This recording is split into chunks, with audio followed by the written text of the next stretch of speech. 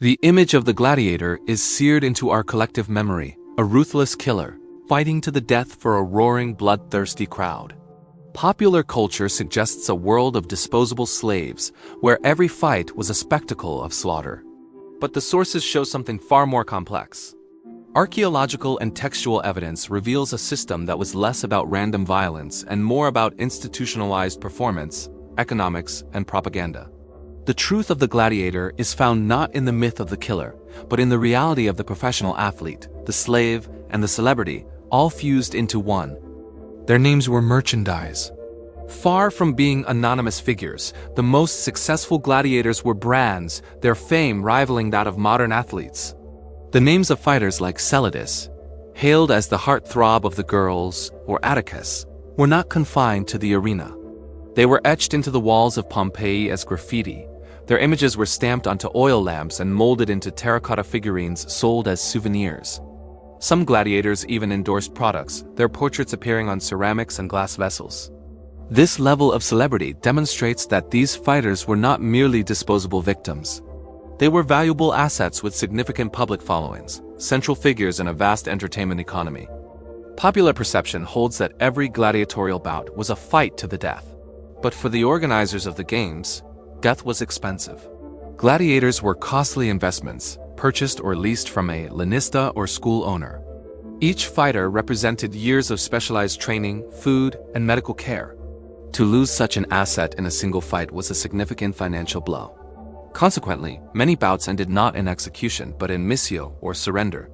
A gladiator who fought bravely but was overpowered could signal his submission, and the decision of his fate often rested with the editor, the sponsor of the games, who had to weigh the crowd's desire against the economic reality of replacing a skilled performer.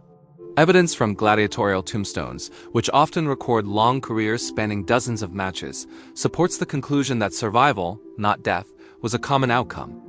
These men were professionals, not brawlers. The path to the arena began in a ludus, a gladiatorial school, where they underwent rigorous training regimes that mirrored those of professional soldiers. Each recruit was assigned to a specific fighting class: the retiarius, with his net and trident, the heavily armored secutor, or the murmillo, with his fish-crested helmet. Under the guidance of specialized coaches, known as doctors, they mastered footwork, offensive strikes, and defensive postures. The training was systematic and brutal, designed to create not just killers, but disciplined entertainers who could deliver a theatrical, well-paced performance. This institutionalized approach underscores that gladiatorial combat was a highly regulated craft, far removed from the chaotic brawls depicted in fiction. To protect these valuable investments, Rome's best doctors treated them.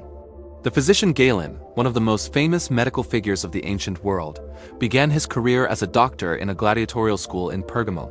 His writings detail an advanced understanding of anatomy, diet, and wound treatment.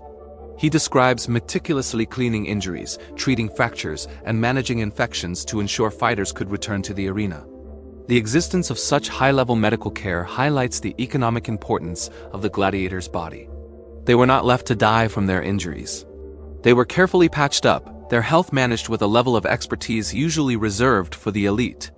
While the vast majority of gladiators were slaves, prisoners of war, or condemned criminals, some chose the arena. These volunteers, known as auctorati, were free citizens who signed contracts with a lanista. In exchange for a signing bonus and regular pay, they surrendered their legal status, effectively becoming property for the duration of their contract. Their motivations varied. Some sought to escape crushing debt. Others were drawn by the promise of fame and fortune, and a few may have been former soldiers seeking the structure and adrenaline of combat. The existence of the auctoratus challenges the simple narrative of forced participation, revealing that the arena, for all its brutality, held a complex allure. The gladiator's physique was engineered not for chiseled muscle, but for endurance and protection. They ate for a purpose. Chemical analysis of bones from a gladiator cemetery in Ephesus reveals a diet high in carbohydrates and calcium. Sources refer to them as hordeari or barley eaters, indicating a diet based on grains and beans. This regimen would have promoted the development of a subcutaneous layer of fat over their muscles. While this may seem counterintuitive for an athlete, this fat layer served a crucial purpose. It protected underlying nerves and blood vessels from superficial cuts, allowing a gladiator to sustain non-lethal wounds and continue fighting, thereby enhancing the drama of the spectacle. The fights were controlled. Contrary to the image of a lawless free-for-all, gladiatorial contests were governed by a strict set of rules. A referee, or summa iudice, often accompanied by an assistant, would oversee the bout, enforcing regulations against illegal strikes or passivity.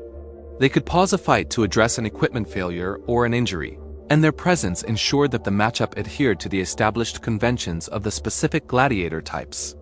These rules were not designed to make combat safe, but to make it legible and dramatic for the audience, transforming a brutal fight into a structured theatrical event.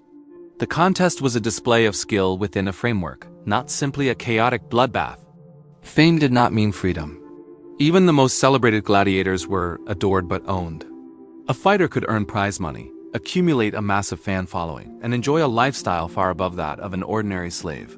Yet legally he remained property. His body was not his own.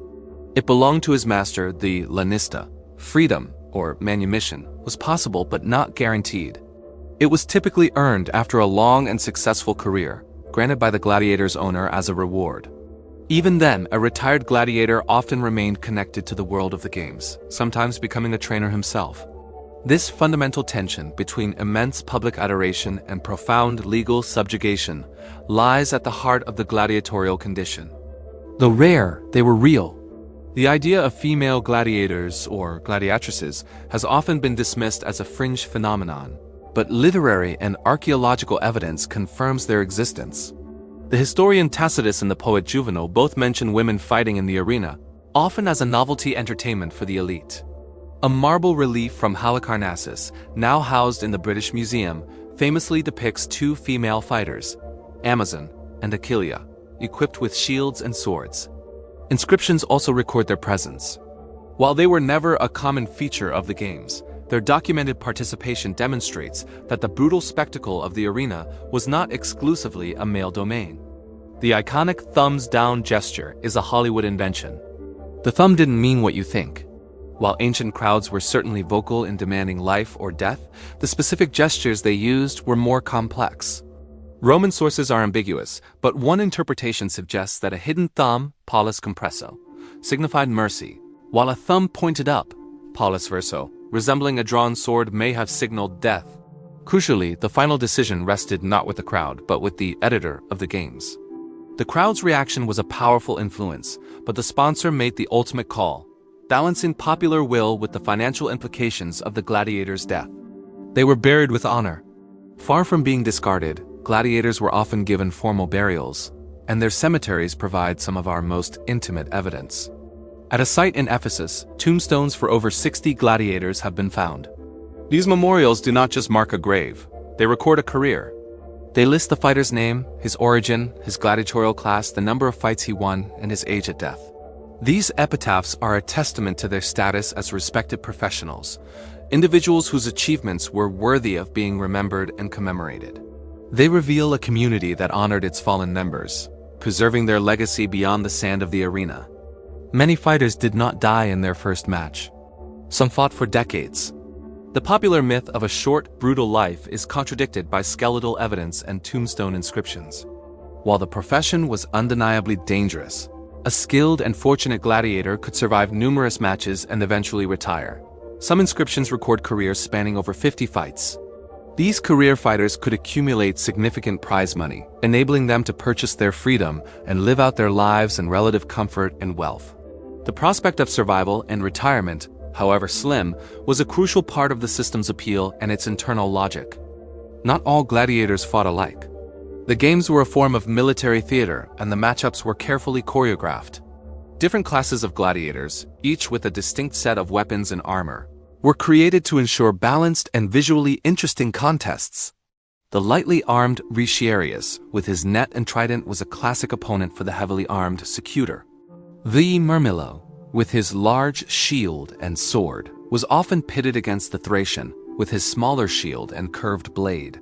These pairings were not random. They were designed to highlight different fighting styles, creating a dynamic interplay of speed versus power and defense versus attack that was central to the spectacle's appeal. The arena was violence with a message. The games were more than just entertainment. They were powerful acts of state propaganda. By staging these spectacles, the emperor and the ruling elite reinforced key Roman values. The gladiators' discipline and courage in the face of death mirrored the ideal of Roman military virtue. The execution of criminals in the arena served as a stark public demonstration of the state's power to punish and maintain order. The immense cost and scale of the games, known as munera or gifts, showcased the emperor's generosity and his concern for the people's welfare, binding the populace to his rule through bread and circuses. The audience mattered. Gladiators were not just fighters. They were performers who had to manage the psychology of the crowd. A gladiator's ability to win the favor of the spectators could be as important as his skill with the sword. Through dramatic gestures, displays of bravery, or a timely appeal for mercy, a fighter could sway the mood of the thousands watching. A crowd that was won over might roar for a defeated but courageous gladiator to be spared. The relationship was symbiotic. The audience craved a compelling narrative, and the gladiator, whose life could depend on it, learned to provide one. For volunteers, they signed their bodies away. The octramentum, or gladiator's oath, was a legally binding contract that formalized a free man's entry into the profession. By taking this oath, the octoratus agreed to be burned, to be bound, to be beaten, and to be killed by the sword. He accepted a state of legal death, surrendering his rights as a citizen and placing his body entirely under the authority of the lanista. In exchange for this ultimate sacrifice of personal freedom, he received a payment and the chance to compete. This contract starkly illustrates the extreme nature of the gladiatorial world, where a man could literally sell his life for money and fame. Most gladiators survived their fights. While Hollywood portrays the arena as a veritable slaughterhouse, statistical analysis of historical data suggests that death rates were far lower than popularly imagined. Some scholarly estimates place the mortality rate per combat at around 10 to 20% during the early imperial period. This rate likely fluctuated based on the era and the scale of the games, but it indicates that a gladiator had a reasonable expectation of surviving any given match. The system was brutal, but it was not designed for guaranteed extermination. It was an entertainment industry built on a roster of recurring, valuable performers. Even dead gladiators still sold. The celebrity of a gladiator was so potent that it extended beyond death. The bodies of fallen fighters were a source of grim but valuable commodities. Their sweat, scraped from their bodies after a match, was sold in vials as an aphrodisiac or a cosmetic face cream for wealthy women. Their blood was believed to have medicinal properties, thought to cure epilepsy and improve fertility. This macabre trade demonstrates the extent to which gladiators were mythologized. They were figures of such immense vitality and power that even their bodily fluids were believed to carry a potent, transferable essence. The end of the games did not happen overnight. The decline of gladiatorial combat was a gradual process driven by a confluence of factors. The immense cost of staging the games became increasingly burdensome for a Roman Empire facing economic crises and constant warfare. The rise of Christianity introduced a new moral framework that viewed the spectacle as pagan and barbaric, with influential figures like Augustine of Hippo condemning its cruelty. Shifting political priorities and cultural values slowly eroded the game's social function. The last known gladiatorial contest in the city of Rome took place in the early 5th century, but the practice had been in decline for over a century, fading away as the world that created it transformed. So, what were they? The gladiator was neither a simple hero nor a disposable victim. They were elite athletes trapped within a brutal system of exploitation. They were performers celebrated by the masses, their names chanted in the streets, yet they remained legal property, their lives subject to the whims of their masters and the demands of the crowd. They were symbols of Roman power and virtue, and at the same time reminders of the profound dehumanization at the heart of the empire. The gladiator embodies a fundamental paradox, a figure of immense celebrity and utter subjugation, an athletic artist whose medium was violence and whose stage was a place of death. Gladiators lived between honor and exploitation. They were celebrated, trained, protected, and owned. They were not merely victims, nor were they free heroes. They were products of a system that turned violence into spectacle and people into symbols. Thanks a ton for watching. If you enjoyed this video, give us a thumbs up, subscribe, and share it with your friends. Your support means the world and helps us create more awesome content.